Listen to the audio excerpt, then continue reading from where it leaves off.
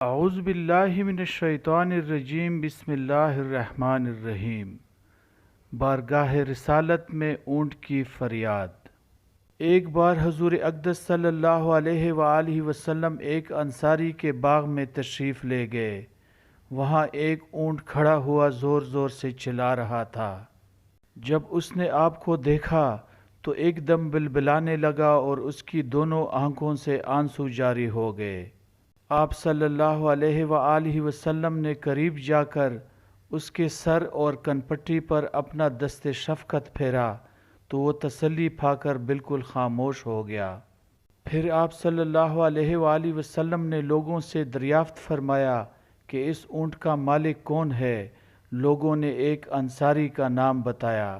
آپ صلی اللہ علیہ وآلہ وسلم نے فوراً ان کو بلوایا اور فرمایا، اے اللہ تعالیٰ نے ان جانوروں کو تمہارے قبضہ میں دے کر ان کو تمہارا محکوم بنا دیا ہے، لہٰذا تم لوگوں پر لازم ہے کہ تم ان جانوروں پر رحم کیا کرو۔